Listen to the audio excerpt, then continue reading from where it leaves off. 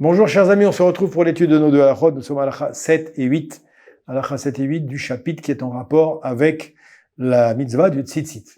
Le fait de mettre le tzitzit. Et on nous parle donc ce 8e chapitre de tout ce qui est lié donc au tzitziot. Alors on nous dit ici en halakha 7, en mettant les tzitzit, on doit songer à la raison de cette mitzvah. D'une manière générale, quand on fait une mitzvah, il faut toujours être concentré sur la mitzvah, savoir dans quel but je la fais, et pourquoi je la fais, et comment je la fais, d'accord? Comment, dans quel but, et pourquoi je la fais. C'est très important. On nous dit donc, quand on fait la mitzvah du tzitzit, c'est pareil, on doit songer à cette mitzvah, dont le but est de nous rappeler tous les commandements de la Torah. On dit que dans les tzitzit sont contenus les 613 mitzvot de la Torah. On verra ça, on l'étudiera un peu plus tard, quand on voit le nombre de nœuds qu'il y a dans les tzitziot, le nombre de fils qu'il y a dans chacun des coins, qu'on additionne tout ça, on va arriver à 613 mitzvot. Donc celui qui met le tzitzit, eh bien c'est comme s'il accomplissait les 613 mitzvot de la Torah. Donc c'est très important de penser, d'être concentré sur la mitzvah.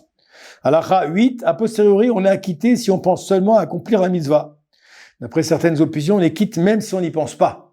Ça veut dire qu'a priori, il faut penser à la mitzvah qu'on est en train de faire, mais il y a des avis qui disent que non, t'as pas besoin. Simplement le fait de mettre les tzitziot, déjà, c'est déjà la mitzvah en soi, sur toi, et t'as pas besoin de le nommer expressément et de le rappeler que tu es en train de faire une mitzvah. Ok?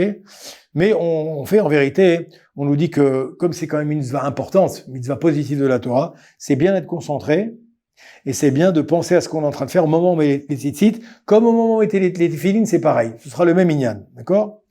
Donc il faut y penser au moins lorsqu'on s'en souviendra pendant qu'on les portera sur soi. Ça veut dire que le temps que tu portes sur toi, essaye de te rappeler qu'il y a les tzitzit. Il y a Rav qui disait que les tzitzit, c'est un peu comme un pense-bête. Vous savez, il y en a, qu'est-ce qu'ils font? Avant de sortir de la maison, ils prennent un mouchoir, ils l'attachent autour du poignet.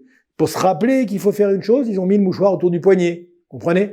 Eh bien, on dit que nous, c'est un petit peu la même chose. Le tzitzit, les avdil, ben kodesh, les rôles. Le tzitzit, c'est pareil, c'est un pense-bête qu'Akadosh Baruch Hu nous a demandé d'avoir toujours sur nous pour nous rappeler à quoi? Qu'est-ce qu'on ne doit pas oublier? Eh bien, ne pas de déconnecter d'Akadosh Baruch Hu. Le problème, c'est qu'on se déconnecte avec le travail, les occupations professionnelles. On se déconnecte, on se reconnecte. On se déconnecte, on se reconnecte. Si tu veux pas te déconnecter d'Akadosh Baruch Hu, alors mets le talit katan. Alors mets le talit gadol à la synagogue. Grâce à cet outil-là, tu ne seras pas déconnecté d'Akadosh Baruch Hu. N'oubliez pas le téléphone en bas si vous souhaitez poser des questions ou rajouter de nouveaux commentaires. Chazak ou Barou, à très bientôt pour de nouvelles halachot.